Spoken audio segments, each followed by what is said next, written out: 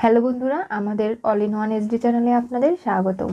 আমি দীপিকা চলে এসেছি আপনাদের জন্য অনুরাগের ছোঁয়া সিরিয়ালের আপডেট নিয়ে। রূপার জন্য তাকে কথা দিয়ে ফেলে দীপা আর বলে, তুই যা চাইছিস তাই হবে রূপা।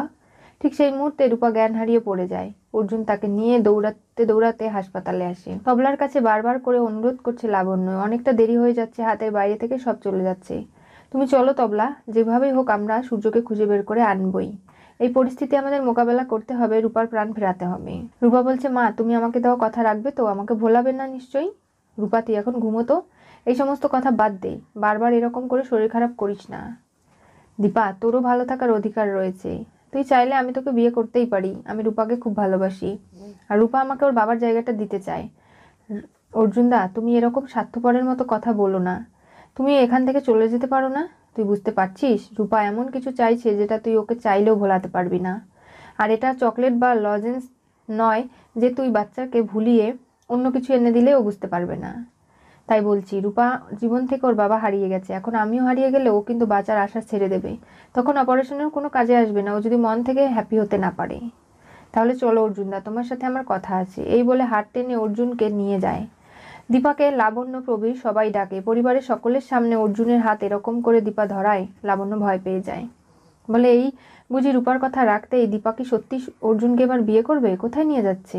মন্দিরে চলে যায়, গিয়ে বলে, দেখো আমি রূপাকে জন্ম দিয়েছি, ছোট থেকে কষ্ট করে ওকে বড় করেছি, কিন্তু আমি ওর ভালোর জন্য কথা দিলেও এই কাজটা আমি অর্জুনদা করতে পারবো না, কারণ আমি এখনো ডাক্তারবাবুকেই ভালোবাসি। আমি চাই না আমার এই জীবনের সাথে জড়িয়ে তুমি নানাভাবে জীবনটাকে নষ্ট করে দাও নিজের, বুঝতে পারছোই তো সব কিছু।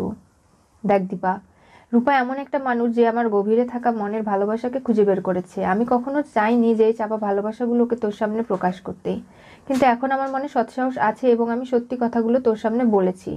এখন তুই সিদ্ধান্ত নে তুই কি করবি। রূপার বেঁচে থাকা তোর ওপর নির্ভর করছে, রূপার ভালো থাকাটাও তোর ওপর, আমার কাছে কিচ্ছু নেই। আমি চাইলে এক্ষুনি তোকে বিয়ে করতে পারি, আবার তুই যদি না চাস আমি জোরও করব না, কারণ রূপার মাথার উপরে ও ছাদ চাইছে, এমন একজন মজবুত মানুষকে চাইছে যাকে ও ভরসা করে। সোনা রূপা দুজনে তোকে এবং আমাকে একসাথে দেখতে চায়, নিশ্চয়ই সেটা তুই বুঝতে পেরেছিস। রূপার এই জেদ কিন্তু সহজে যাবে না, তুই যত কিছুই কর না কেন। এখন তুই ভেবে দেখ কি সিদ্ধান্ত নিবি। আজকে যেহেতু শিবরাত্রি তাই দীপা উপোস করেছে এবং রূপার জন্য পুজো দেয়। এরপরে হাসপাতালে ফিরে যায়। অর্জুন তাকে অনেক কিছু বুঝিয়ে শুনিয়ে দীপাকে ফিরিয়ে নিয়ে যায়।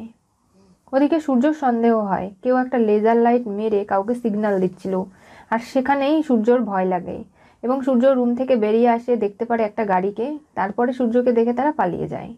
এমনকি তখন ইরা বেরিয়ে আসায় সূর্যর ইরার প্রতি আরো সন্দেহ বেড়ে যায়। এত সন্দেহ না করে পুলিশকে ইনফর্ম করে ইরাকে ধরিয়ে দেওয়া বা ইরার বিরুদ্ধে খোঁজখবর নেওয়াটা সূর্যর জরুরি ছিল। সেটা না করে সূর্য ভাবছে আমি আবার নতুন কোন ঝামেলায় যে ফেসে যাচ্ছি আমি বুঝতে পারছি না। ভিক্টরের অ্যাকাউন্টে 15 লক্ষ টাকা চলে এসেছে, বাকি 35 লাখ টাকা পারিজাত সেন পরে পাঠিয়ে দেবে মিশকাকে বের করার পরে। আর এইসব করতে ভিক্টর এবং তার মা দুজনেই এখন পাল্লা দিয়ে পুলিশের সাথে লড়াই করে হলেও মিশকাকে বের করবে, তারা টাকার জন্য সবকিছুই করতে পারে।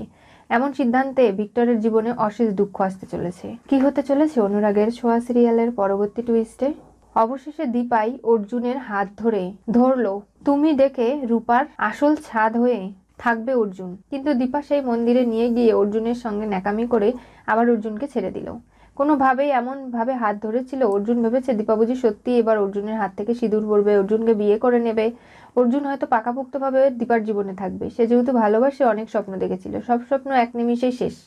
এরপরে কি ঘটবে জানতে হলে চোখ রাখতে হবে আমাদের চ্যানেলে, পাশে থাকা বেল আইকনটি অবশ্যই করে ক্লিক করুন।